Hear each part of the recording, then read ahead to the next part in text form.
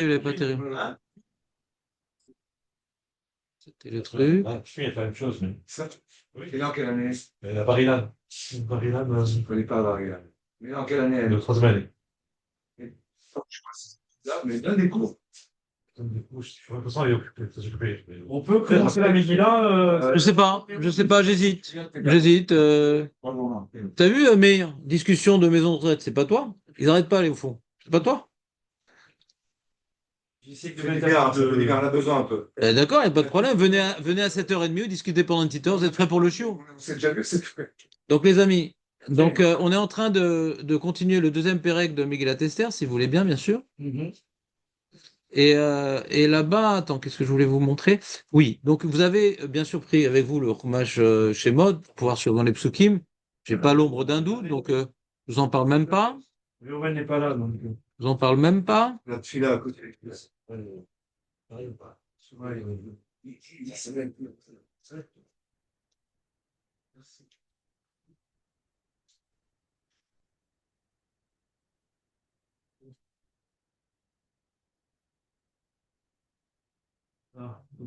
là.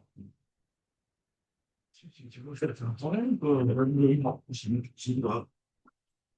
Essaye. Il fait chaud. Tu me dis pas, essaye. Commence pas à prendre. Il me dira.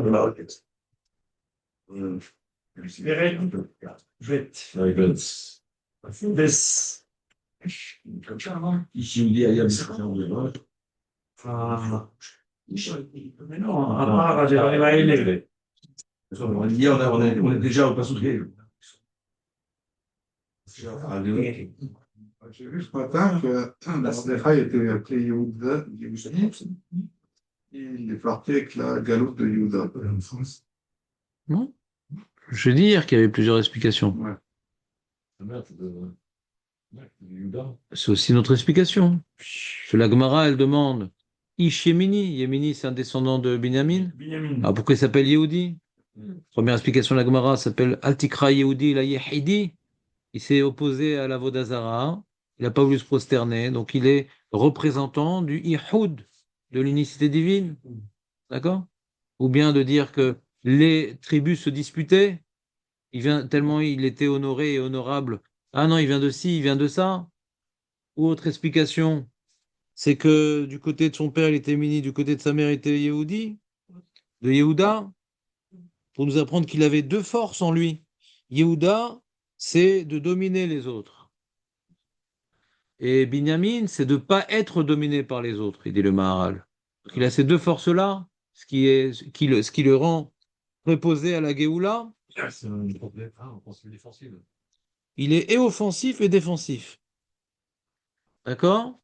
Et pourquoi il y a marqué Ish? Alors la Gemara, elle dit Ish, il y a marqué Ish Moshe, il était comme Moshe Rabbeinu. Il est comparé à Moshe Rabbeinu, qui est venu sauver le Ham Israël lorsque ils ont fauté, etc., prié, tchouva. Donc il est comparé à Moshe Rabbeinu. Kitsour, beaucoup de drachot autour de la personnalité admirable de Mordechai. Maintenant, si on s'attarde, si on regarde les versets eux-mêmes, il y a marqué Asher Ogla mi Yerushalayim im Agola Asher Ogleta im Yehanea Melech Yehuda Asher Egla Nebuchadnezzar Melech Babel. Vous remarquerez, Quel passouk c'est toujours le même, Perek Bet Pasuk Vav, ce qui correspond à Bou. D'accord? Ogla. Vous remarquerez la redondance des termes. Meir, tu remarqueras la redondance des termes. Oui. Ogla, Imagola, Ogleta, Egla. 4 fois. 7 fois dans le même passouk. 4 fois dans le même passouk, ouais. On aurait pu l'écrire de manière beaucoup plus stylisée. Bien sûr. D'accord? Ouvrir la parenthèse. Avec des pronoms, avec des machins. Ouais. Donc ici, on voit ici la notion de galoute. Ouais. Pourquoi c'est tellement important pour Hachem de dévoiler dans le roi HaKodesh, de mettre l'accent sur le fait qu'il soit parti en galoute d'Israël. Pourquoi c'est tellement important? On est d'accord que c'est important? D'où je vois que c'est important, parce que le Passouk insiste lourdement en faisant preuve de faute de style. Au niveau stylistique, c'est lourd. Donc nous, on ne cherche pas à faire du Jacques Travers. D'accord? Nous, on cherche à voir ce que Hachem veut nous dévoiler par différents moyens. Et là, il y a une insistance qui témoigne qu'il y a un point central qui veut être mis ici au premier plan. C'est bon? Oui. Alors, le Maharal, que j'ai eu le temps de voir dans la voiture, parce qu'aujourd'hui, bon, Hachem, j'ai été accompagné. Donc, comment?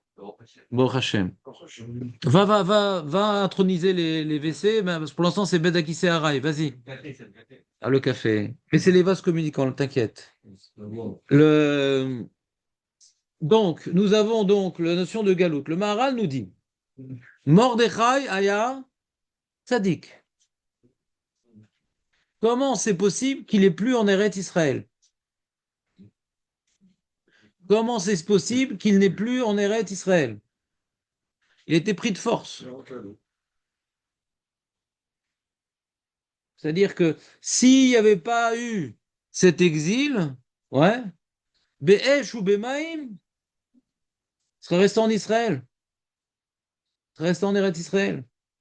Donc on insiste sur le fait qu'il soit à Shushan parce qu'il a été pris en galoute, parce que sans ça, c'est Vadaï qui serait jamais arrivé à Shushan. Ça, c'est l'information du Maharal qui n'est pas seul. Et j'aimerais rajouter un autre point, qui est également écrit dans le Maharal, c'est qu'il y a marqué des précisions un petit peu dans son itinéraire. Donc il était à Jérusalem, Irakdusha. Il n'est pas juste parti d'Israël, il est parti d'Yerushalayim. Et quand est-ce qu'il est parti? Imagola asher ogleta im Yechania melech Yehuda asher egla Nebuchadnezzar melech Babel. Vous le savez peut-être pas, et donc pour peut-être stimuler votre mémoire, je vais vous interroger. Ouais. Lorsqu'il y a eu le Chorban Bet Amikdash, le premier, détruit par le roi babylonien Nabu pour les intimes. D'accord? Il a un rajout à la fin de son nom à Jurassic Park, mais sinon c'est Nabu. Ouais. Et ce qu'il a, ce Nabu, il n'a pas tout de suite détruit le Beth Amikdash. Qu'est-ce qu'il a fait d'abord, avant de détruire le Beth Amikdash? Il a demandé la permission. Alors vas-y Marco, comme ça il y a moins d'humiliation publique ce matin. Les nobles royaumes. Voilà. Les nobles. Il a placé Les nobles. Le roi de Babel, l'empereur Nabu, d'accord, n'avait pas d'intérêt de détruire une si belle région. Ah oui. Ce qui l'intéressait, tiens, dépêche-toi parce que ça fait écran. Ce qui l'intéressait, c'était d'avoir un autre pays sous son empire. Pourquoi détruire? Lui, il recherchait le pouvoir. C'est pas comme les Romains qui recherchent la destruction venant des sables. Excusez-moi, pourquoi vous Un cherchez instant. Et donc, il y avait donc, pour un empereur tel que Nabucodonosor, Nebuchadnezzar, il n'y avait pas de raison de détruire le Beth Amikdash et d'éliminer ce pays de la carte. Donc, première étape, il a fait la guerre. Pourquoi il a fait la guerre? Pourquoi il a déclaré la guerre contre Israël, Marco, toi qui as commencé à prendre la parole à tes risques et périls? Mais plus encore, politique, c'est une réponse très générale. Quand on parle d'un sujet politique, tu dis que c'est politique, tu prends pas de risque. Pourquoi Nabu a décidé de faire la guerre avec Israël? Quelle était la relation entre Babel et Israël avant la guerre? Et comme toujours, c'est un ennemi pour Israël. C'est pas Non, un non, ennemi non, pour non. le peuple. C'est un pouvoir spirituel. Non. Il n'y a pas de spirituel avec Babylonien, ça ne gêne pas là. Israël, c'est un danger pour les nations. Non, pas du tout. Mais pourquoi ils sont allés avec l'Égypte? Ma question était la suivante, David, puisque je vois que tu as beaucoup de connaissances. Mettons de l'ordre dans tes connaissances. Quelle était la relation entre Babel et Israël avant la guerre? Non, non. Comme ils avaient pris le territoire des Assyriens, Babel, les Assyriens, et que les Assyriens s'étaient arrêtés à Jérusalem, parce qu'ils avaient perdu Jérusalem, il y avait une sorte de frontière entre Babel et ils étaient entre l'Égypte et Quelle était la relation entre Israël et Babel avant la guerre? On dirait Jacques Chirac quand il fait l'interview avec Christine O'Krent. C'était bonne ou mauvaise? Mauvaise. C'était bonne ou mauvaise? Non, c'est Jonathan qui prend la parole sans avoir levé le doigt. Quelle était leur relation? Quel était le rôle? C'est tout? Ouais, mais c'était pas un vassal. C'est sûr que c'était pas un vassal. Bien sûr que c'était vassal. Ah oui, ils payaient un tribut. Ils étaient vassals et Oui. je suis content que- Et vaut mieux, je sais pas pourquoi tu as parlé de ça, vaut mieux Deboutou que Assyrien. Je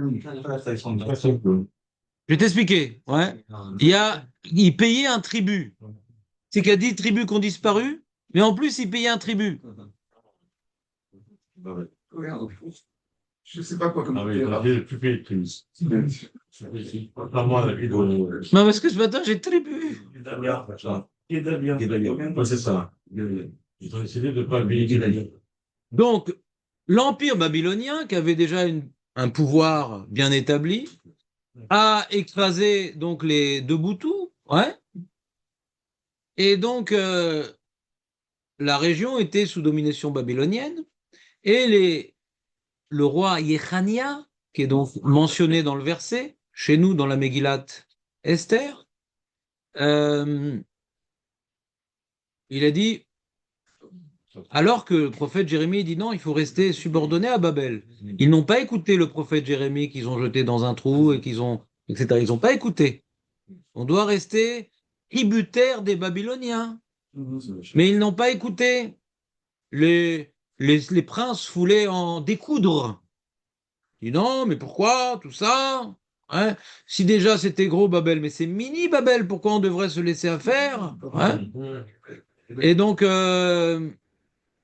bon, Khalav al-Azman, donc ils ont eu un gros problème. C'est pour ça qu'on dit que quand Aman, il y avait marqué Malé Tsema, il y a marqué dans la Megillah. Ouais. Et donc, quand ce qui s'est passé avec donc, ils ont dit on arrête nos relations diplomatiques, on a fermé le consulat babylonien, d'accord? Et on arrête de payer, c'est comme ça. Mais on n'était pas si bêtes. On manquait des mounas, on n'écoutait pas le prophète, mais on n'est pas si bêtes. On a fait une alliance avec, d'accord? C'est 4-4, l'Égypte. Cet empire égyptien avait pour particularité d'être invaincu depuis au moins 1000 ans. Wow. Ah oui, les Égyptiens, ça rigolait pas. Ah oui. C'est les pyramides de l'homme. Et donc... C'est pour ça que Moshe avait les pyramidales. Nahon. Vous comprenez ou pas, Léon, il n'a pas aimé cette blague. On en a perdu un, voyons voir la suite. Peut-être je vais pouvoir partir plus tôt ce matin. Vous entendez ou pas? Donc quand on est associé aux Égyptiens, on est tranquillos. On est tranquillos. Et donc Babel est venu attaquer l'Égypte et il a gagné. Manque de bol. Et donc après, ils ont fait l'état de siège, ils ont réussi à rentrer à Jérusalem, ils n'ont pas détruit Jérusalem. Aurel, je fais un petit peu ce repère historique parce que tu adores l'histoire. Et donc, attends, juste pour l'aider. Et donc, chacun avec son. C'est grave. Comment ça fait que c'était aussi puissant, l'Égypte? Oh bah, ils se seront fait une santé. Il y a ce qu'on appelle, ouais, il y a les deltas planes et le delta du Nil. Donc en Afrique, c'était le grenier, ouais, de l'Afrique. Parce que l'Afrique, c'est une région assez aride, d'accord, avec l'âge. Et donc le delta du Nil, c'est donc il y a le Nil qui vient, comment dirais-je, avec les canaux d'irrigation, que la Torah vient témoigner sur ça. D'ailleurs, on voit des canaux d'irrigation là-bas. Donc ils avaient beaucoup de prospérité, donc ce qui a permis d'exploiter cela c'est toujours la force militaire dépend d'abord d'une puissance économique. Quand t'as pas de puissance économique, t'as pas d'armée, hein. C'est ça que l'Ehem, c'est le même Shoresh que Milhama. comme dirait le Capital de Marx. Et donc, c'est clair, les amis? Non. Et donc, l'Égypte a refait sa puissance, d'accord? Après la petite parenthèse hébraïque. Et ils ont perdu contre les Babyloniens aux surprises. Et après, ils sont venus donc remporter la guerre contre les Égyptiens, contre les Juifs aussi, puisque les Juifs n'avaient pas l'aide divine, puisqu'ils ont désobéi aux prophètes. D'accord? Donc, qu'est-ce qui s'est passé? Il a pris Yechania. Je crois qu'en français, il s'appelle Janet, non? Maître Baruch. C'est Janet, non? C'est le roi Janet? Oui, oui. Bon, si le prophète Samuel nous dit que ça s'écrit comme ça, d'accord? Donc le Yechania, il a été pris en captivité à Babel et a été mis à sa place un autre roi qui s'appelle. C'est pas un roi, Guédalia. C'est un gouverneur. C'est qui a été mis à sa place? Aurel, toi qui adores. Histoire. Comment l'histoire.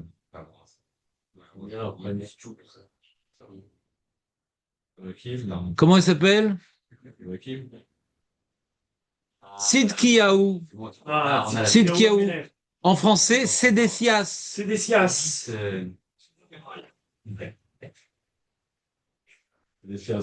Sédécias. Et c'est l'empereur babylonien qui a donné ce nom, qui respecte la justice, le contrat. Sidkiyahu. Hein? L'année, ouais. À peu près, quoi. Dans ces eaux-là, à peu près. Et 500. de quoi? Avant l'acrobate? Tu parles de 500 de quoi? C'est simple, regarde. Le Beth Amikdash, il a duré 420 ans. D'accord? 720 ans. Le deuxième. La galoute de Babel, 70 ans. Yes. D'accord? Donc on est combien de temps? 790. Combien tu dis? 490 avant. 490. Donc on va dire 500 ans avant. D'accord? Donc on est à peu près à 500 ans avant notre ère, plus ou moins, parce qu'il y a différentes datations, etc. On va dire comme ça. D'accord? La destruction du premier Beth Amikdash correspond à l'époque de Socrate. C'est un contemporain. Alors je vais donner la date, parce que à l'époque j'avais fait c'est quoi la date de Socrate? Ça, je te donne une date, comme ça passionne un peu Aurel, on va pas le couper dans son truc. Voilà, ils disent 470 avant l'acrobate. Donc c'est à peu près ça, d'accord? C'est ce qu'on vient de dire, non? Mina Shamaim. Ah oui. C'est Bidiouk. Ouais. C'est Bidiouk. Il serait né à la destruction du Beth Amikdash après cette date-là. C'est pas nienne. Parce que toute sa philosophie, on avait expliqué que toute sa philosophie libérée de la Vodazara, elle vient de la destruction du Beth Amikdash où les forces mystiques ont arrêté de gérer le monde. Donc la Vodazara ne marchant plus, il dit pourquoi vous continuez à faire ça? C'est débile. Il venait accoucher les esprits. Alors, disent, mais ça marche pas, qu'est-ce que vous... Mais qui est sur fin de parenthèse. Donc, c'est à peu près 5 siècles avant l'ère chrétienne. Pas notre ère, l'ère à eux. D'accord? Il y a deux ères. Il y a l'ère chrétienne et il y a le Coran d'ère. Ouais, il y a différentes ères. Ouais. Et donc, revenons à notre sujet. Revenons à notre sujet. Donc, Yechania a été pris à Babel, mais pour affaiblir l'esprit d'autonomie du Ham Israël, il a pris avec le roi babylonien les sages et la noblesse. Une bonne partie de Shevet Yehuda. D'accord? Et comme il a pris les sages, les amis, soyez sérieux. Il n'y a que moi qui ne suis pas sérieux ici. Donc, comme il a pris les sages, donc forcément, Mordechai a été pris. Alors, la Gemara nous dit que c'était dans la bonté divine que ça s'est fait en 2 temps, l'exil. Parce que grâce au premier exil, d'accord? Donc, je ne sais plus combien d'années après, 7 ans, 8 ans, je ne me rappelle plus combien d'années après, ouais. Il y a eu le deuxième exil où là, toute la population est partie à Babel.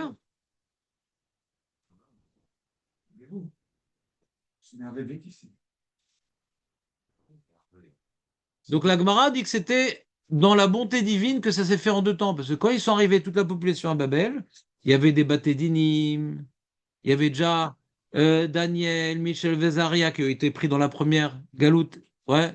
Donc ils sont arrivés dans une communauté juive resplendissante. Ils sont pas arrivés dans la zone.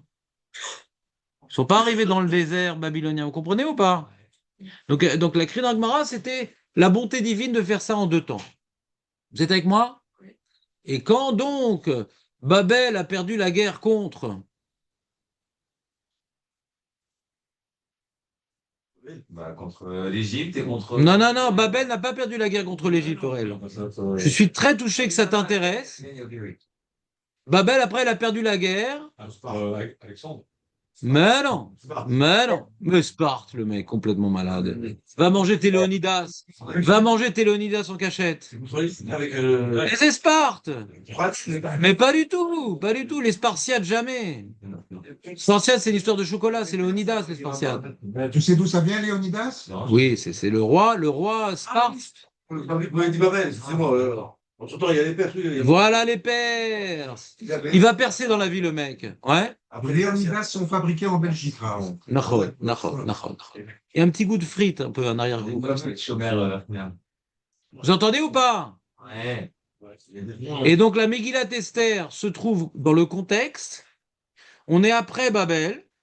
On est passé sous domination perse. Et le premier empereur perse avait une vision plutôt diplomatique. Et donc, il a laissé les Juifs revenir en Israël et il leur a donné la permission de reconstruire le Beth Amikdosh. Mais quand maintenant, Achashverosh, qui a des origines de tsar, il paraît qu'il a des origines de tsar parce qu'il était assis russe sur les bords, ouais. Alors, quand Achashverosh est arrivé au pouvoir, il a interdit, il a interrompu la permission de reconstruire le Beth Amikdosh. D'accord? Vous comprenez ou pas?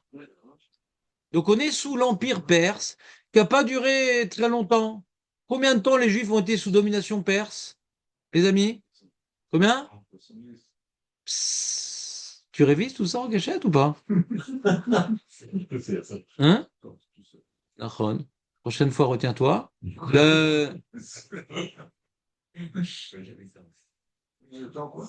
y a des phrases. Oui? 143, Chazak. 52. 52. Comment tu sais ça, toi? T'as vérifié sur le téléphone? Non? Mais c'est pas possible. C'est pas ton genre. Si. Ah. Donc, on avait donné le petit fascicule de Hanouka. On avait expliqué les différents pouvoirs. Ouais. Donc, on avait expliqué que sous les Perses, on était uniquement 52 ans. Et là, il vient. Dans le livre Ouais. d'Esther.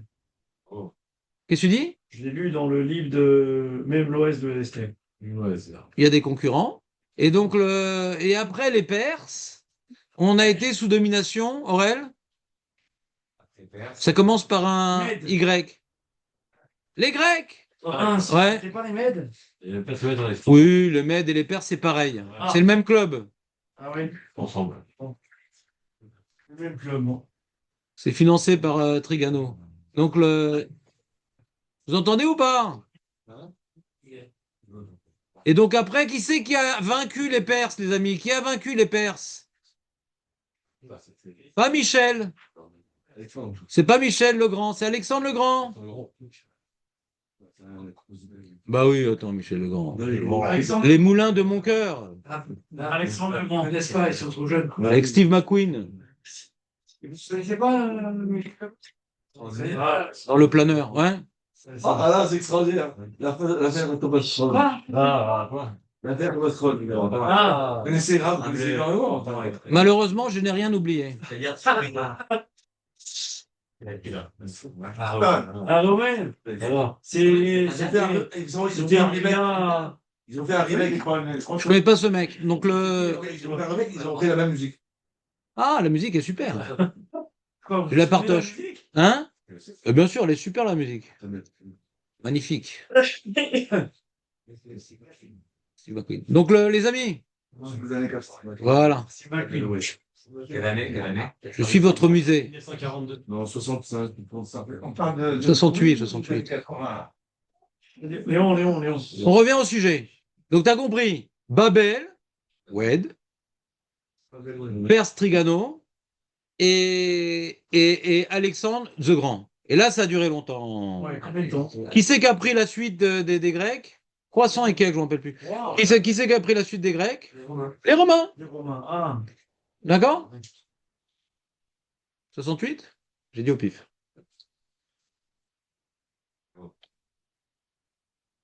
C'est mon fameux roi Hakodesh inutile. Donc, vous entendez ou pas, les amis? Tiens. Tov. Donc, vous avez un petit replaçage historique. Pourquoi on parle de tout ça? Pas pour jouer la montre, ouais, parce que j'avais préparé le show dans la voiture. C'est juste pour vous dire que quand maintenant le Passouk nous présente Mordechai qu'il a été exilé, ouais, avec Yechania de Yerushalayim, pour dire que lui, s'il n'y avait pas d'exil, il serait resté là-bas. C'est un tzeddik. Et pour nous dire également que c'était un des chacham du Sanhedrin, parce qu'ils ont pris ou les gens de la cour, et lui, il ne faisait pas partie de la cour, ou les plus grands chachamim. Donc on a des informations, il est tzaddik et talmid chacham. D'accord? Au passage. Voilà, Atkan. C'est bon ou pas? Ici, Mediflaut. On peut commencer le cours maintenant Julien est arrivé. C'est intéressant, Eli? Ouais, j'adore. Bon, bah reviens plus tôt. Vous avez préparé que. On a fait juste 10 minutes. Que 10 minutes. Un quart d'heure. Qu'est-ce que tu racontes?